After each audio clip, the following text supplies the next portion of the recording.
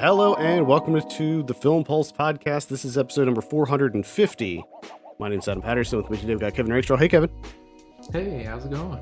It's going pretty well. Can't complain. This week on the show, we begin our coverage of Montreal's Fantasia Festival with two reviews.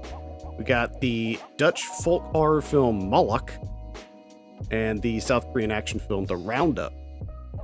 Also be going over someone watching on the watch list and going over this week's new releases in theaters, VOD, and Blu-ray. Thank you so much for joining us this week. Please remember to review us on iTunes. Get a moment. It'd be very helpful. New Saved by the 90s. We are recording it this week. I can tell you the topic: alien invasion. Yes.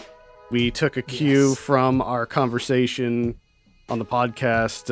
Was it last week? It was like last week or the week before when you saw Fire in the Sky. And we talked about it, and then Ken messaged me and was like, dude, let's just do that. Like, perfect topic. So we did it, and Fire in the Sky is one of those movies. Oh, I'm looking forward to that. Yeah, I watched it. I watched it yesterday, so I am ready to talk about it. Nice. First time since I was 9 or 10 or whenever it came out, and gave me horrible nightmares. So I can see that. So here we go. Very excited about that. It's going to be a good conversation. I think we picked 2 dramas and 2 comedies. So I'll go ahead and just reveal the lineup now. It's Fire in the Sky, The Puppet Masters, Mars Attacks, and Galaxy Quest. Nice. I like that. It's a really solid lineup. I never saw The Puppet Masters. I remember always seeing trailers for it when I was a kid and thinking that it looked really boring. But yeah, so that's a first time watch for me. Anyway, which title did you want to jump into first? Yeah, you hit me. All right. Well, I saw. Discuss. But let's do Moloch first, because I don't think I have much to say about it, honestly. This is directed by Nico Vandenbrink. I have a synopsis here. Beatrix lives at the edge of a peat bog in the north of the Netherlands. When she and her family are attacked by a random stranger one night, Beatrix sets out to find an explanation. The more she digs, the more she becomes convinced that she is being haunted by something ancient. Oh, no. Look out. So what we have here is another folk horror. Got some more folk horror going on. Before we get into this, I will say that Shudder picked this one up. So it will be coming out very soon on Shudder. But it did premiere at Fantasia. So, Kevin, we'll start with you. What were your initial impressions of Moloch? This, I think, suffers from the same thing that a lot of contemporary horror films suffer from, is that there's just not a whole lot going on for much of the duration of this film. Now, thankfully, it is like 99 minutes. It's not long, so they didn't go the full bloat route and make it, like a little over 2 hours or just under 2 hours. So they do keep it relatively short, but the real field time is still akin to 2 hours long. It felt like to me. It's a bit of a slow burn. Yeah, and I don't know. I find it like the folklore aspect of it. This deity named Moloch. That's like the pagan god of child sacrifice. Mm-hmm. I did find that relatively interesting, and I thought they did a pretty good job in terms of kind of keeping that, the everything that's happening and the reasonings why, kind of keeping that under wraps and slowly giving you the information throughout. Mm-hmm. So I'll give them kudos for that. But at the same time, it just felt like a lot of the time for this movie, not a whole lot was happening. No, unfortunately not. There is a bit of an information dump at one point when they start getting into... There's one scene... Okay, so to set the stage here, there's a team of researchers that enter the town because they find this dead woman in the bog, and it's a very, very old So it's like a team of scientists that are researching this, and they start to find more bodies of women from like different generations. And there's Yeah. this one scene when one of the researchers basically just goes to Wikipedia and just reads out Yeah. the whole legend or whatever. So there is a little bit of an information dump at that point, but I do agree with you that I do think that they parse out the specifically the connection to the family at the center of this Yes. and Yes. the legend. I think they do a good job of kind of not giving us that connection right away and just kind of doling that out at a pretty even pace. So there is that kind of mystery aspect of it that I think for the most part it kept me engaged. For me, I guess the only thing that I really have to say about it is that it just felt very much the same as a lot of these other folk horror movies that we've been seeing as of late. Like Yeah. they all feel like kind of like Hereditary. Like they're all Yeah. kind of pulling in from similar themes. Yeah. And I think the biggest thing that's a disappointment is you're right, it does feel very similar to those, and it's very similar in terms of like atmosphere, lighting, like that kind of like visually speaking, it's Mm-hmm. just kind of the same. The one thing that I did like about this movie that was, I guess, slightly different is that the majority of the people that actually live in the town, they were just like day one, like, oh yeah, the bog, the bog whispers. Yeah, it makes you do stuff. And they were kind of like just all in agreement, like, oh yeah, that's what's happening. There wasn't any of this like, oh, is this person actually mentally ill? Are these things actually happening? Are they just doing stuff? It was none of that. It was just kind of like, oh yeah, the bog whispers at you and it makes you do shit. It's fucked up, man. Yeah, And the thankfully there was scientists are the ones are the like, really? yeah, thankfully there was not a lot of that whole like is she going crazy? Is someone actually after her? Like none of that was really happening. It was all pretty evident from the beginning that something was off here. Yeah. And I think that it certainly had some creepy moments. I didn't think that it was overly scary or anything like that. But yeah, like you said, a lot of the like the tone, kind of the aesthetic feels very similar to a lot of these contemporary folk horror movies that we've been seeing, for better and for worse, I think. Yeah. Yeah. I did appreciate the ending. I did enjoy the way that it ended. But As did I. again, it's just unfortunately, it's just so much of this. Like you said, it's very familiar. Um, although I appreciated some things in the storytelling aspects of it, it's just visually, just there wasn't much there for me. Yeah, I agree. I mean, I like the setting too. I like the Oh Netherlands just yeah. as a place. Well, and also, how many horror movies do you get on the outskirts of a peat bog? That is true. Not a whole lot. Although it's kind of a creepy place, you know. So You got to, maybe we yeah, you should got to. maybe we should have more peatball Oh, you got to bring movies. bogs back. Come on. I feel like it's a good setting for a slasher movie too. You could have a sort of like Hatchet, like sort of like the Hatchet movies, where instead of somebody living in the New Orleans in the bayou, you could have somebody living in the peatball. Living in a peat bog, they got themselves a flat edge shovel Mm-hmm. because they're always digging holes in the peat bog there, Mm-hmm. and they'll catch you out on the outskirts, in the foggy trees there, and they'll just chop that head off No, with that yep. shovel. There you go. There's a movie. There's a movie. I just wrote an entire franchise. Yeah. Yeah, I mean, that's really all I have to say about it. It's it's going to be on Shutter. I think that Shutter is a good home for it because there's a lot of movies like this on Shutter that have been coming out recently. So I think that it definitely Oh yeah, fits within. Like oh yeah, if you like a lot of the Shutter originals, this definitely fits in with those Shutter movies for sure. Like I can't think of a better home for it. Oh than yeah, that. And if no you have a doubt. Shudder Yeah, subscription or an AMC Plus subscription, you can watch it for free. So it's not a waste of time.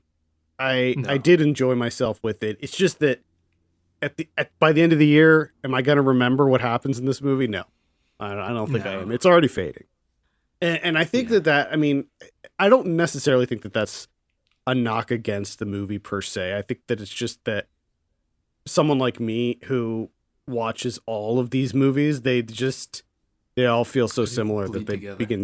they begin to bleed together. So anyway, that is Moloch. All right, what do you want to give this out of 10?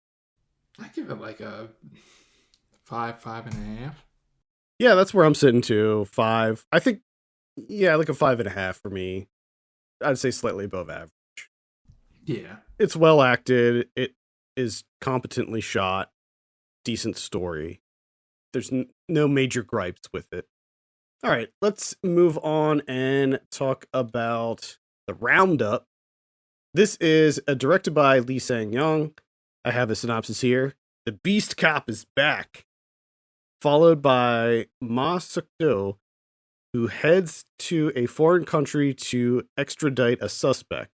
However, he discovers additional murder cases and learns about a killer who had committed crimes against tourists for many years.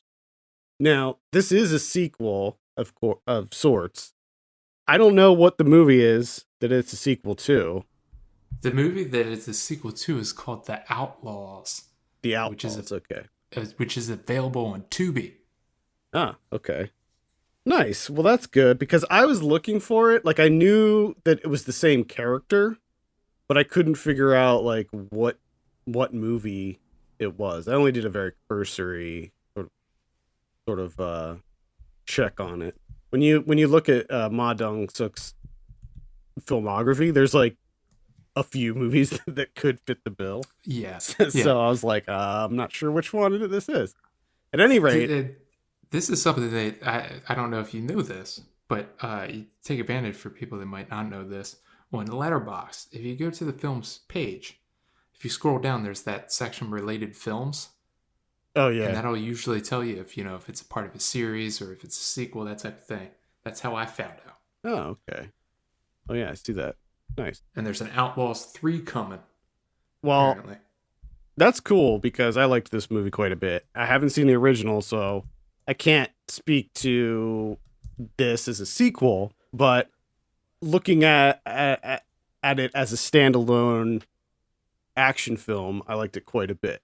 I thought that there was a really nice balance of comedy, which was a surprise, and action, and also this kind of like procedural thriller too, which is kind of I kind of liked that aspect of it as well. Like a big part of this, like it says in the synopsis, he ends up having to go to Vietnam. So a lot of it is like it's like them trying to tiptoe around jurisdictions and stuff like that. And like just like kind of bureaucracy almost to try to like make this work and solve these murders and get around the Vietnamese police force and stuff, which I kind of like that too. Yeah. Yeah, I like the way that this is constructed because it's not only that, but then, the suspect at one point flees back to Korea Mm-hmm. and they have to follow him back there, which I thought was a nice little twist.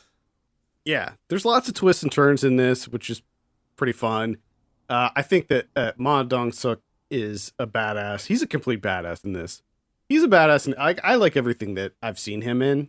I haven't seen a ton of his movies, but I've seen like maybe 4 or 5, and I like him in everything he's in. He's probably most known for Train to Busan, at least here in the West, or Eternals, Yeah. the Marvel movie, which I didn't see. But he's awesome in this. Now, this is a pretty standard action movie, but the thing I like about him is that he's like a tank. Yes. He's just such a huge dude. And with a lot of these modern martial arts action movies, you have, relatively athletic, skinny dudes that are doing lots of Yeah. flippity dips and acrobatics and stuff. Whereas Nah. Ma he's more like like Bud Spencer, like Yes, that's exactly what I was gonna say. where I need him. I need him. I need them to find a Terrence Hill for this guy, yeah and I need he 40 movies.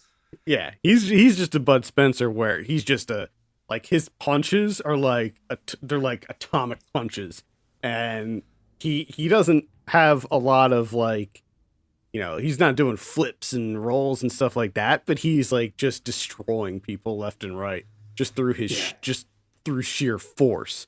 And I like Yes. that. I think that that's, you know, it's something different. And I really liked the just the choreography in this movie in general. I thought it was really good. Yeah, I think there's something to be said about that kind of character in an action movie where you just have a big bulky dude who's a tank, and you essentially just give him superhuman strength, and he's just kind of like a big teddy bear, and it's Yeah. fun. Yeah. It's always fun. It's always fun. You always want to see this guy have a good time and also beat the shit out of people. And I think that a lot of it goes to his personality, like the way that this character is, like he's funny, like he's just a funny dude in this, and to see him interacting with criminals and stuff like that, and even interacting with his is it the captain, yeah, the captain who goes along with him to Vietnam, just the banter between the two of them, that was kind of surprising, was like the amount of comedy in this that I thought this movie was like genuinely funny. Like Oh yeah. I really found it to be entertaining, not just the fight scenes, but the in between parts as well. Yeah, and I mean, this is just a classic setup where you just again you have a guy that's just he's not really athletic. He just punches and kicks really fucking hard, just incredibly Hmm. hard. And you know, of course, he's the type of cop that just does things his own way, and everyone else is just kind of like, "Oh, we gotta rein this guy in." Like, ah, shit, he's beating up the suspect again. God damn it! Can you stop? And he doesn't. He doesn't stop. He just does what he does, and everyone's kind of like, "Ah, man, it's kind of fucked up that he's doing that, but he's getting the job done." Which, of course, you know, this movie, you know, they make the bad guys like super fucking bad. So you have no like moral quandary. You're just Oh like, yeah, yeah, excessive force. Go for it, buddy. especially the main perp that they're trying to track down, the killer in this. Like he's like straight up evil. Like he's an Yeah, I mean, evil SOB. he's just, you know, he's essentially a supervillain, and Ma is a superhero. It's just not presented in that way, but I mean, that's what he like. And I don't understand when this happened, but action movies, does there have to be a fight on a bus all the time?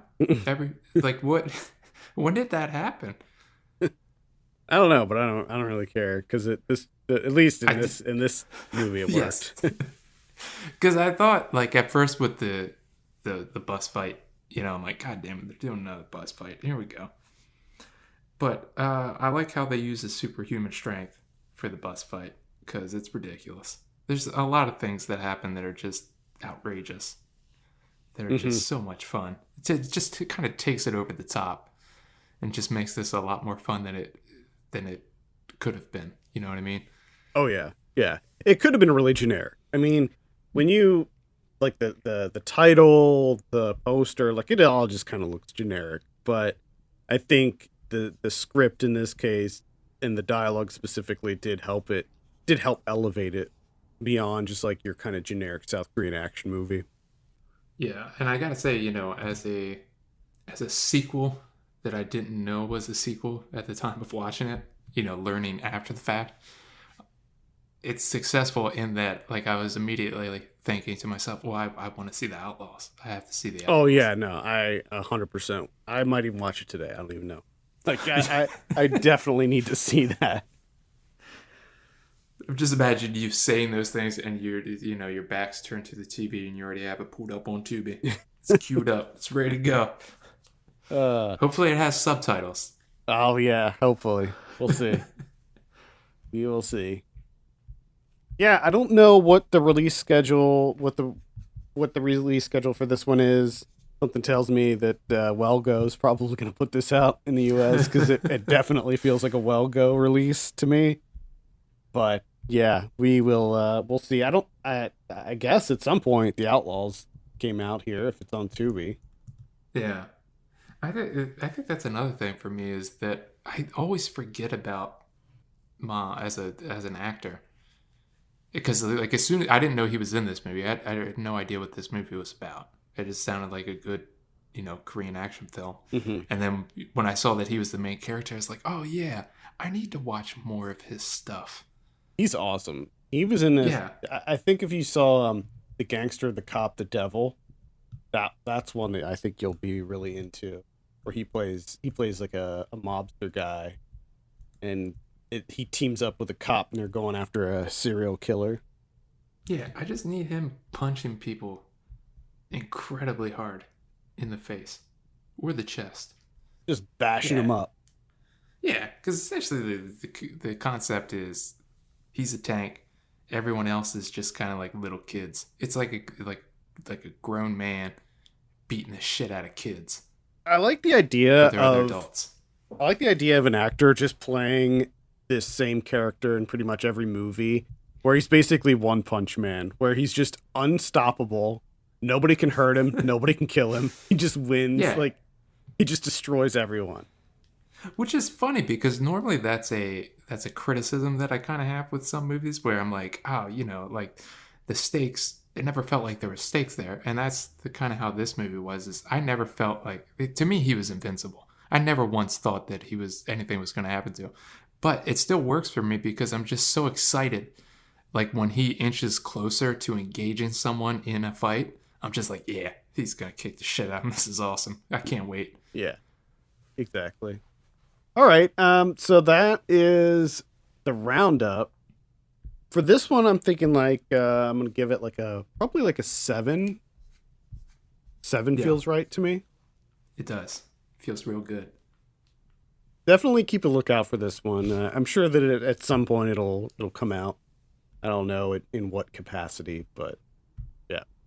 All right, let's move on and talk about some of what we've been watching. I think it's your turn this week, Kevin. Oh, okay. I'm here to talk about Triple R, Rise, Roar, Revolt, the Indian movie that everyone was talking about on Twitter. So I finally got around to checking this out. This is on Netflix, a little over 3 hours long, and I think that was the thing that kept me from it. But then I finally just said, I'm doing it. Gonna do it, Kevin. And holy shit, I'm so glad I did. This fucking movie. I don't know the last time I had so much goddamn fun. You want to talk about ridiculous action? This thing is incredible. Just incredible.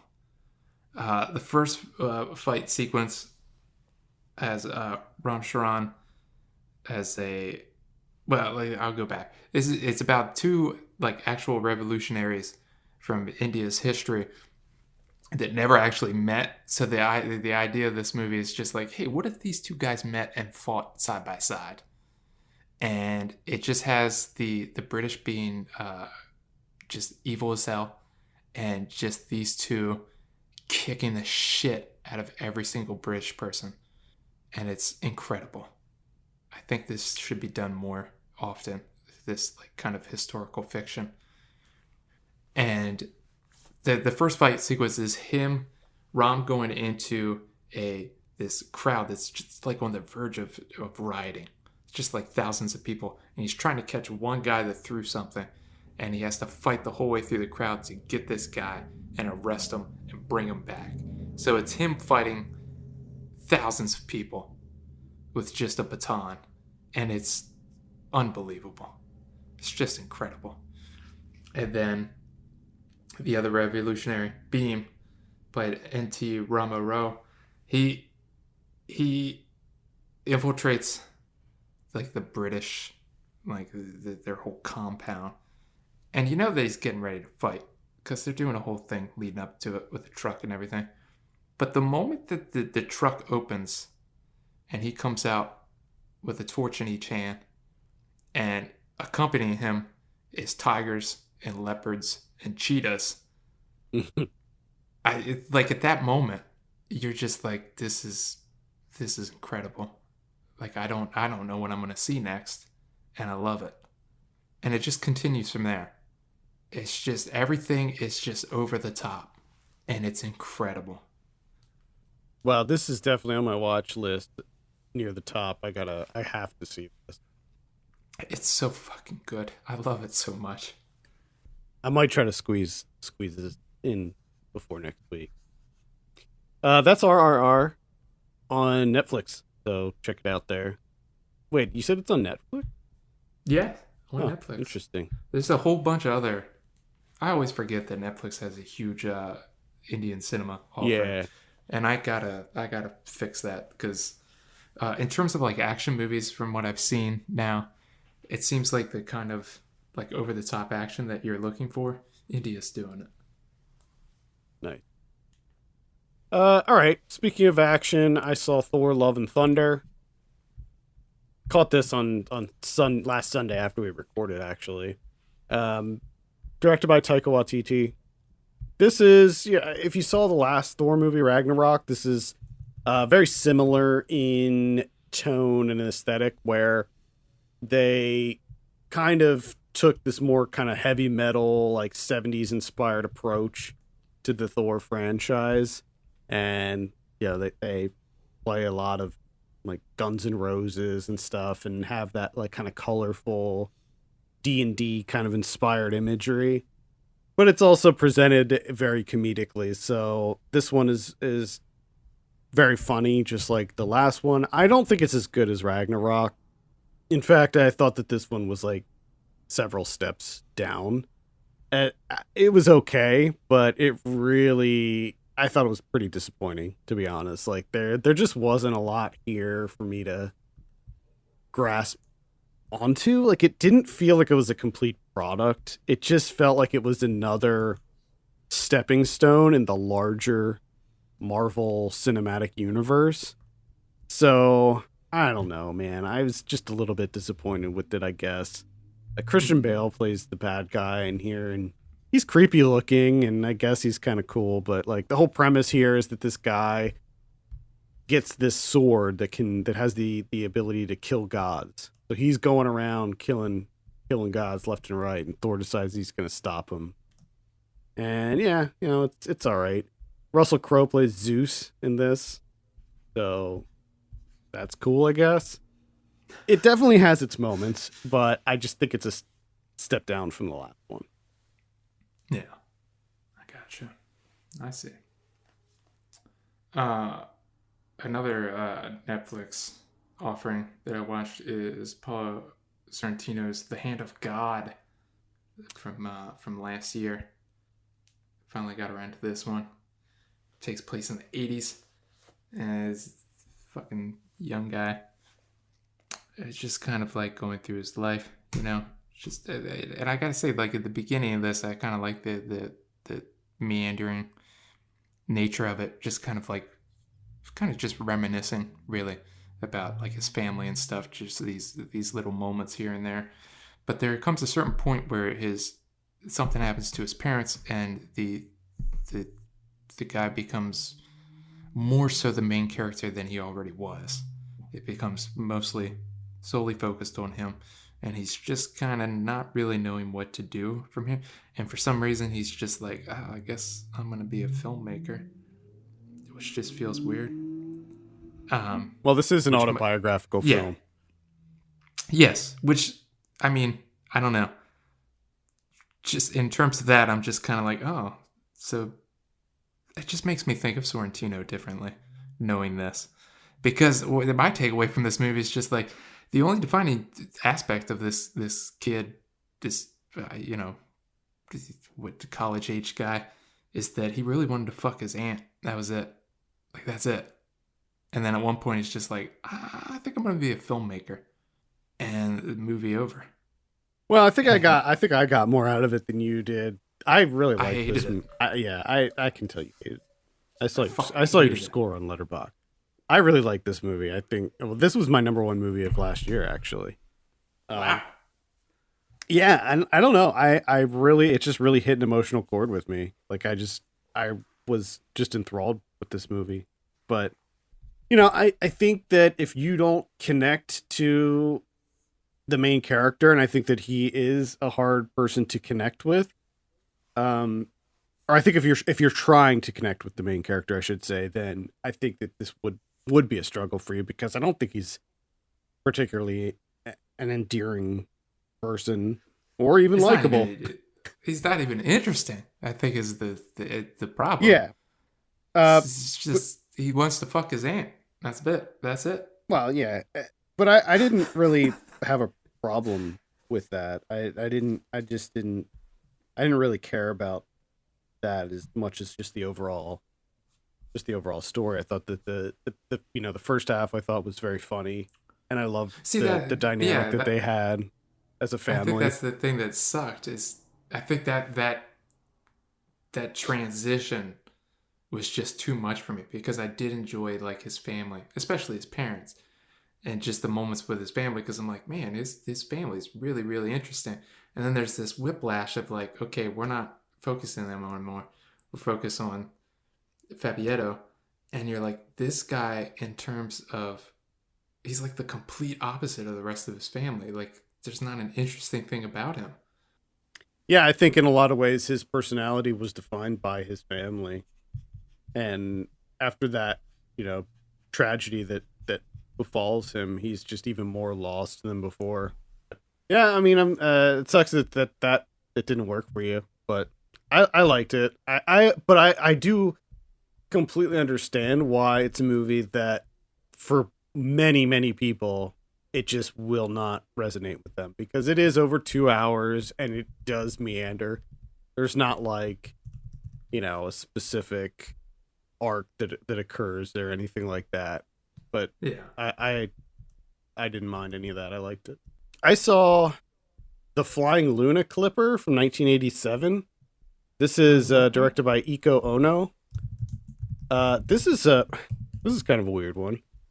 It's it's a film that was animated using an MSX computer, and it was sort of like kind of like a it was an experimental film, and Sony, I guess, helped produce it, and it was a movie that was kind of lost media for a while.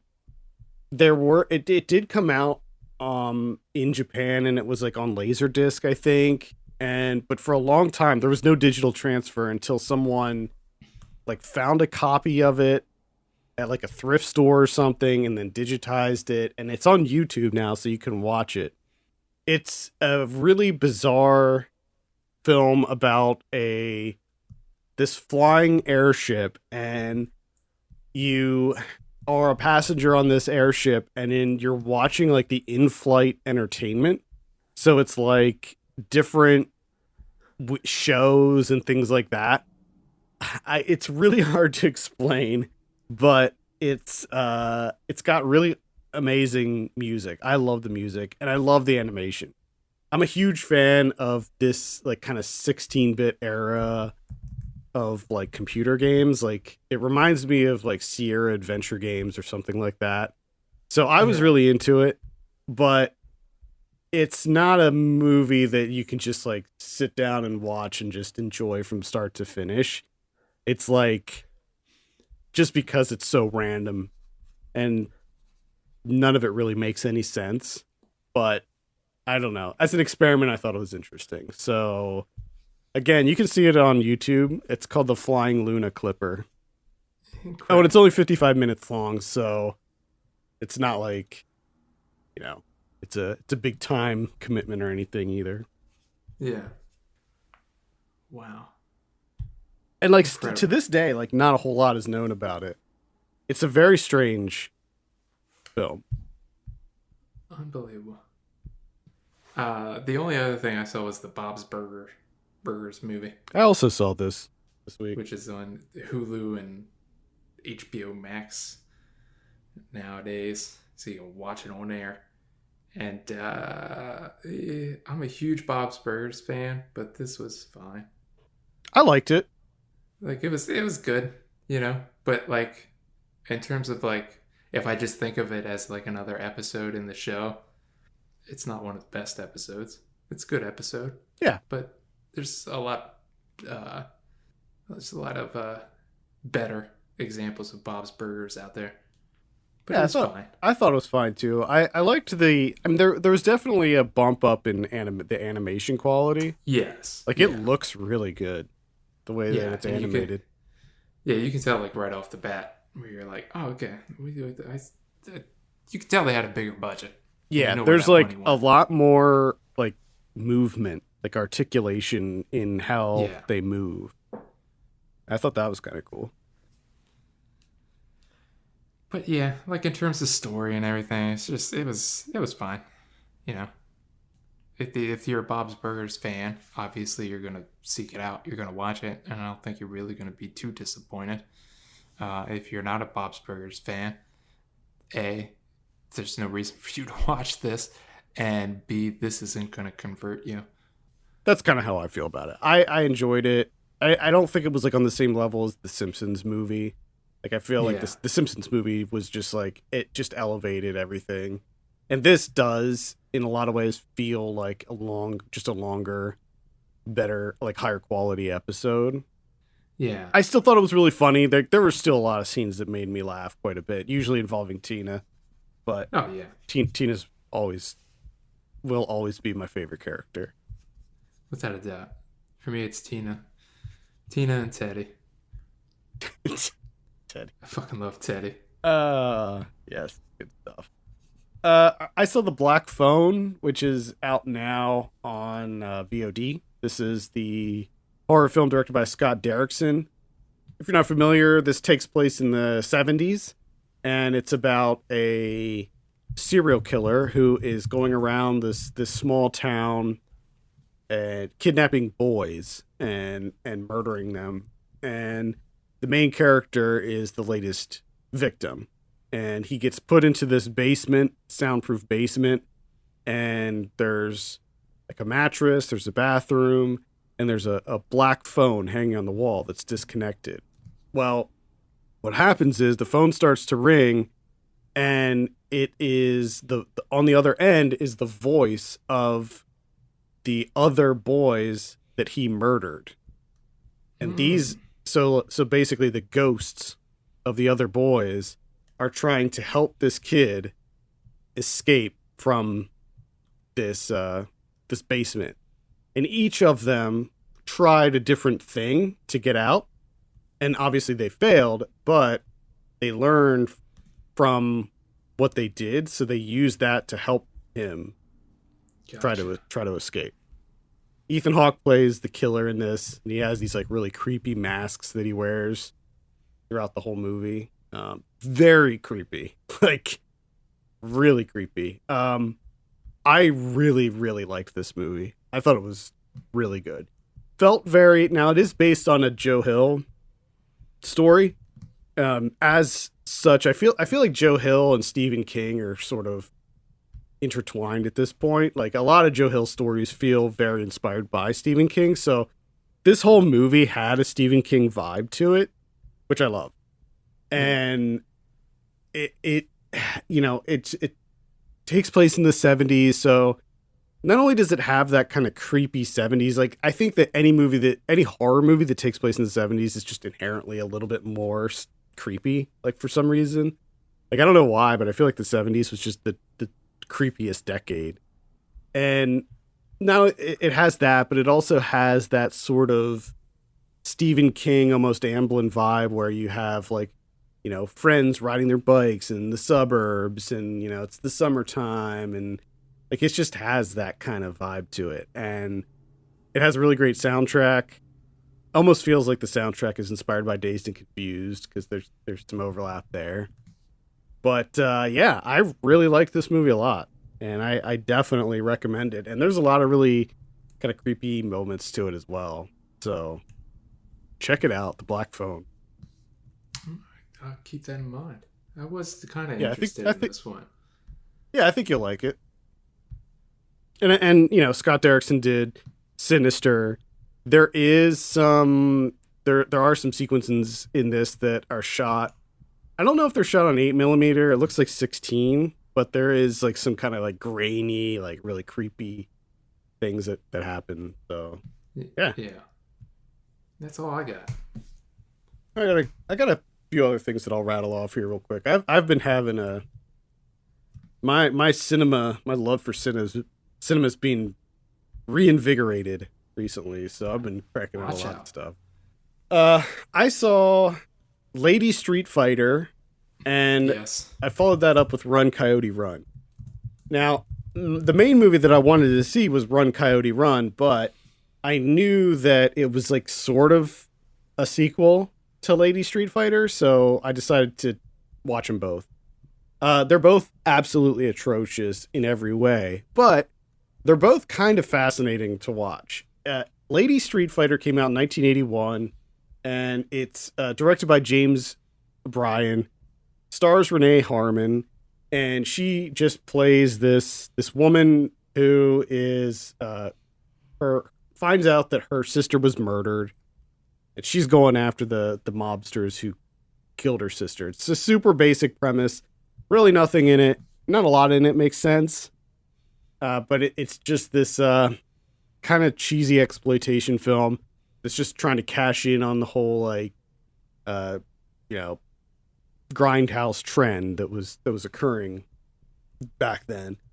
Now, the more interesting title is Run Coyote Run. This came out or it was originally shot in 1987, and it was never finished, and it was lost. It was lost media. And in 2014, someone found it in the trunk of a used car, and Hmm. the and Bryan was able to take the footage and complete it. And how he completed it was by splicing in scenes from Lady Street Fighter and like I think maybe two other movies that he made. So what you end up with is this 72-minute hodgepodge of like new stuff mixed with old stuff, and it is so bizarre to watch it. Like I can't believe that this is like an actual product, because the new footage is shot on video. So you have this like horrible VHS footage mixed in with like this crappy film stock footage, and he tries to like come up with a new story. Renee Harmon comes back and she plays another sister. She's the third sister, and the character from Lady Street Fighter gets killed in this one. And now this third sister is a psychic cop, and she's trying to find the murderers of her other sister. So, um, Wow. nothing in it makes sense whatsoever. Like it is the most nonsensical, just random. Like you'll see a scene where there's like a car chase, and it's like it's like Renee Harmon in the car, and then they cut away and come back, and it's like two dudes in the car. Like nothing makes sense at all. But it's just kind of fascinating to watch at the same time. So that's Run Coyote Run. I love movies that are like lost and then found. So, like Oh the yeah. the whole concept of lost media just fascinates me. So anytime I hear about one of these movies, I just instantly like I have to watch it. Like Grizzly 2. Like this has been on my watch list for a while now, but I saw that Fandor had it, and I recently signed up for a trial with them. So yeah. So that's Run Coyote Run again. As far as I know, it's only on Fandor, but yeah, you can see it on there. Wow. The last one that I'll mention is The Dark Backward. This Oh is boy. this is on Tubi. Oh boy. Are you familiar with this? Yeah, I tried to watch this, and I think I made it like maybe halfway through, and I couldn't do it anymore. It's just too fucking disgusting for me. It is so what this is, it's a dark comedy. It's a dark gross out comedy directed by Adam Rifkin. It's one of his first movies, and it stars Judd Nelson, Bill Paxton, Wayne Newton, Laura Flynn Boyle, James Caan, and Rob Lowe. And Judd Nelson plays this comedian who inexplicably grows a third arm out of his back. And his best friend is Bill Paxton, and he tries to like get him famous. And it is super gross, but it's just such a bizarre movie. I kind of love these like 90s movies that have this like just crazy aesthetic where it's like everything is super colorful but like also covered in trash. Like everything is just garbage everywhere. Just Yes. just garbage. Every scene is just covered in garbage. And everybody's dirty all the time. Like they're just covered in filth. Sweating. There's sweaty. Oh yeah, they're Grease. all sweaty all the time. Yeah. So it's a really, really gross movie. It's not good. It's just bizarre. Like it's just weird. No, it's just weird that it exists. Yes, I think that's the main thing is that you're just like, this can't be real. There's no way that this is real. And you almost have to watch it to see if it actually is real. And I came to the conclusion that it was, and I had enough.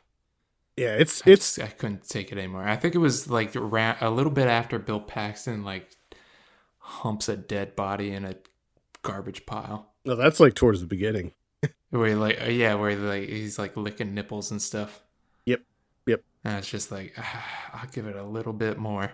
And it just didn't really go anywhere after that. And I was like, nah, I got it. I see who's in it. I see what they're doing. That's enough. Yeah, and I think that's really it's not an enjoyable movie to watch or anything like that. I think that there is a certain cult status that this movie has, and I could see there being fans of it. I'm not one of them, but it's just wild, man. It's just a weird, wild movie. Yeah, like James Caan in it. Like, yeah, what? So weird, just so bizarre. Anyway, it's insane. It's on Tubi, so you can check it out there. And the transfer is like not horrible. Like it's not great. I think it's a DVD transfer. It was released on DVD way back. For before then, it was out of print. Like you couldn't find it anywhere. And then I can't remember what company put it out on DVD in like 2004 or something like that. Yeah. But yeah, you're looking for a 90s gross out comedy that's not funny at all, you can check out The Dark Backward. Yeah. If you're looking for filth and trash and sweaty people. Yeah. All right, let's take a look at what we have in theaters this week. There's a biggie. Nope. Oh. You excited for Nope? Oh, I am. Me too. I did not know that was happening next weekend. Oh, yeah. Yep. Hell. It's a biggie. Yep, very excited for this. I tried to avoid any kind of anything about this. I want to go in cold. I do know it's about aliens, I think. But maybe. Yeah, maybe. Maybe aliens, maybe something else. Something in the sky. We know that. But yeah, I pretty much avoided all trailers and stuff. I did see one, I think it was I went to see a movie, and I think that there's the trailer before that, but maybe it's about pterodactyls. Funny if it was actually awesome. it was actually a Jurassic World sequel in disguise. Be incredible. Yeah, so that's pretty much it for theaters. VOD this week, got a number of things. Beginning on the 19th, we have Facing Nolan, which is a documentary about Nolan Ryan. Ooh, okay. You a Nolan Ryan fan? I am. Let's see what else. On the 21st, we have This Is Gwar. That's going to be on Shudder. That's the documentary about Gwar. I would actually recommend that. It's pretty good. I'm not even a fan of Gwar necessarily, but I liked the doc. Well made. Also on the 21st, we have He's Watching. That's a horror title that looks kind of interesting. On the 22nd, we have Alone Together. It's some kind of pandemic. There's already a movie called Alone Together. That's the Charlie XCX one is called Alone Together. It's also a pandemic movie. Come up with your own titles, guys. Come on. Also on the 22nd, we have Anything's Possible. That's going to be on Amazon Prime. Infrared. It's like a horror movie. We have The Wheel and The Gray Man on Netflix. That's playing in theaters right now. That's the one with Ryan Gosling. We talked about it last week. We have the Nan movie, if you're a fan of that Nan character, which I've never really seen. Catherine Tate. Guess it's a British thing. Shit for VOD. Number of things to look into, I'd say. On Blu-ray this week, we have God Told Me To, which is going to be on 4K. Coming out 4K, 1976. Nice. Yeah, that's a good one. I would recommend that. Men in Black's getting a 4K release. Marty from 1955, starring Ernest Borgnine. We got the got the Bob's Burgers movie coming out 4K. Adventures of Don Juan from 1948. I believe that's an Errol Flynn. Good Burger from 1997. 25th anniversary edition coming out. Watch out. Hell High from 1989. That's coming out on Arrow. Hell High. That's one I'm gonna have to look into for sure. Gamer from 2009, starring Gerard Butler. Nice. Oh boy. The Wedding Planner from 2001. Dueled is coming out on Blu-ray. Arrow is releasing RoboCop in 4K. Let's see. The Righteous is also coming out on Arrow. That's from 2021. Raging Fury from 1989. That's also going to be on Arrow. I think I've seen Raging Fury. The Sacred Spirit from 2021. That's also going to be on Arrow. The Necro Files from 1997. Requiem for a Village from 1975. The Good Lord Bird from 2020. An American Werewolf in London from 1981 is coming out in 4K. That's also on Arrow. Zombie Island Massacre from 1984. And that's about it. What about Criterion's this week? We got two double offering. Hamaguchi's Drive My Car from 2021. Remember when everyone had Drive My Car fever? I never even... Yeah, I do. I still haven't even seen it, so... I haven't either. It's on my list. I do want to see it, but I just haven't gotten around to it yet. So that's getting the Criterion treatment. And then Carl Franklin's Devil in a Blue Dress with Denzel Washington and Jennifer Beals. Well, there you go. All right. Coming out. Yeah. That's Check good. those out. Yeah, I like that. All right. Thank you so much for listening. You can send us your questions and topics to podcast@filmpulse.net. You can follow us on Twitter @filmpulsenet and @filmpulsekevin. And if you have a minute, consider reviewing us on iTunes. That would be great. Kevin Rakestraw, my name's Adam Patterson. We'll see you next week.